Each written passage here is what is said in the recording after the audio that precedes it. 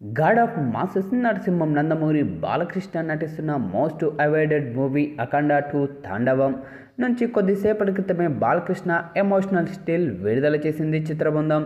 దానితో పాటు టీజర్ను కూడా విడుదల చేశారు. ఇక హిమాలయాలో బాలకృష్ణ చేసిన యాక్షన్ శివతాండవం మామూలుగా లేదు. ఈసారి మరింత రెచ్చిపోయినట్లుగా ఉంది. ఇక ఈ యొక్క సినిమాను బోయపాటి శ్రీను మరోసారి తనదైన రీతిలో తెరకెక్కించారు. ఇక ఈ యొక్క టీజర్లో అగౌరవ పాత్రలో బాలయ్య మరోసారి తన ఊచకోతను కంటిన్యూ చేస్తూ కనిపించాడు.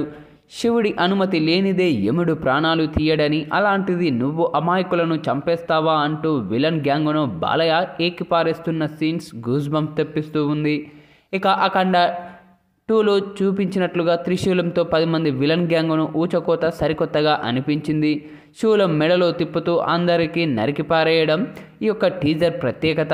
ఇక తమన్ అందించిన బీజియంతో దబిడిదిబిడే అని చెప్పాలి. ఇక తాజాగా విడుదలైన యొక్క టీజర్ మాత్రం నెటింట్లో వైరల్గా మారుతూ ఉంది. ఇక ఈ యొక్క మూవీలో బాలయ్యబాబు సరసన ప్రజ్ఞా జైస్వాల్, సంయుక్త మీనన్ హీరోయిన్గా నటిస్తూ ఉండగా ఆది పినిశెట్టి కీలక పాత్ర పోషిస్తూ ఉన్నారు. ఇక నందమూరి తేజస్విని సమర్పిస్తున్న ఈ యొక్క సినిమాను 14 రీల్స్ బ్యానర్పై రామ్ అచ్చట, గోపీచంద్ అచ్చట అత్యంత భారీ బడ్జెట్తో తెరకెక్కిస్తూ ఉన్నారు.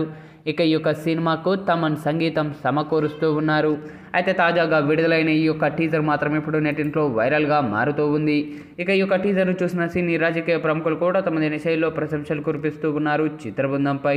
అయితే తాజాగా ఈ యొక్క టీజర్ను వీక్షించిన టాలీవుడ్ శివగామి రమ్యకృష్ణ తనదైన శైలిలో ప్రశంసలు కురిపించారు చిత్రబృందంపై.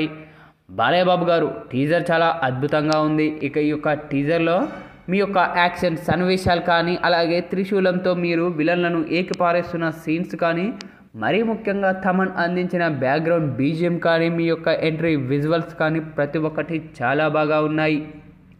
ఇక టీజర్ క్లైమాక్స్లో మీ యొక్క యాక్షన్ తాండవం కానీ, మరి ముఖ్యంగా ఇందులో మీరు చెప్పిన పంచ్ డైలాగులు కానీ ప్రతి ఒక్కటి చాలా అద్భుతంగా అనిపించాయి. పక్కా ఈ యొక్క టీజర్ మరెన్నో రికార్డులను క్రియేట్ చేయాలని మనస్ఫూర్తిగా కోరుకుంటున్నాను అంటూ రమ్యకృష్ణ చేసిన ఈ వ్యాఖ్యలు ఇప్పుడు సోషల్ మీడియా మాధ్యమాల్లో వైరల్ అవుతూ ఉన్నాయి.